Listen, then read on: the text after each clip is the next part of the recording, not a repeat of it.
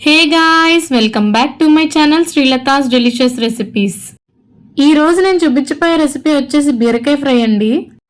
బీరకాయ అంటే చాలా మందికి నచ్చదు, కానీ హెల్త్కి చాలా మంచిది. తింటే డెలివరీ అయిన వాళ్ళకి, ఫీవర్తో ఉన్న వాళ్ళకి, అలాంటి వాళ్ళకి చాలా మంచిదండి.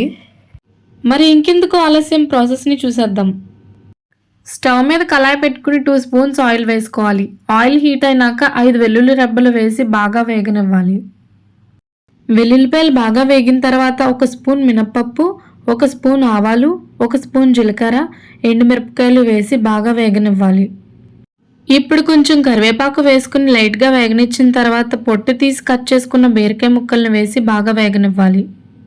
బీరకాయ ముక్కలు లైట్గా వేగిన తర్వాత 5 నిమిషాలు మూత పెట్టి మగ్గించుకోవాలి. 5 నిమిషాల తర్వాత మూత తీసి చూస్తే చూడండి, బీరకాయలోంచి వాటర్ రిలీజ్ అవుతుంది. ఇప్పుడు ఈ స్టేజ్లోనే 1/2 స్పూన్ పసుపు, 1 స్పూన్ ఉప్పు వేసి బాగా కలుపుకొని 10 నిమిషాలు మూత పెట్టి మగ్గించుకోవాలి. 10 నిమిషాల తర్వాత మూత తీసి చూస్తే చూడండి, బీరకాయలో ఉన్న వాటర్ అంతా ఇంకిపోయి ఆయిల్ పైకి తేలింది.